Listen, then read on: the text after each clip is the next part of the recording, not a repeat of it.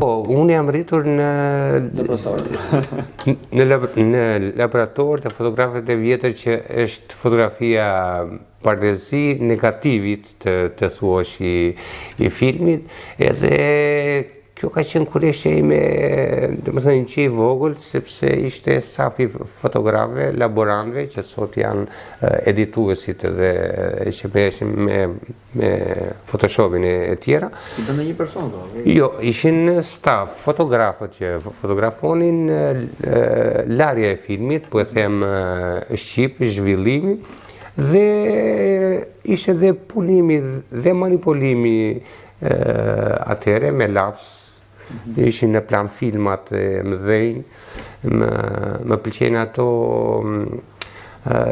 mbaj mend Silin, djes pas një fotograf i vjetër që përdorte një plan film të madh në një cilësi shumë të lartë që sot digitalet janë, por që cilësia atyre fotove, plan filmave që ishin një cilësi shumë të madhe dhe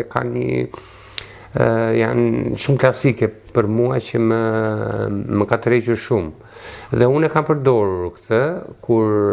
fillova në studio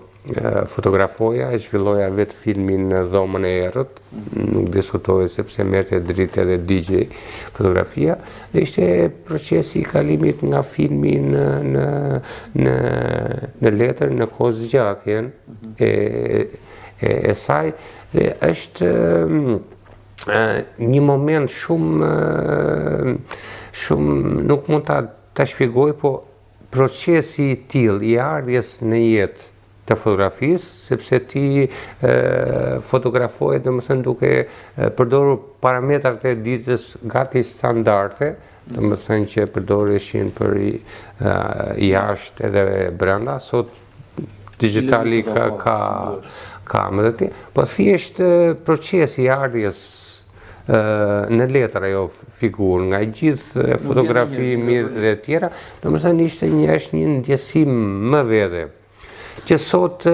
shumë e shikoj përveç shkollave që është hapur dhe në Tiranë që mësohet e bëhet, e shikoj edhe një trend botëror të rinj që e shikoj si trend që e përdorin këtë. Është një ndjesi më vete, ndryshe nga kliku i digitalit, është një ndjesi më vete. Pavarësisht që këtu te ne domethënë është pak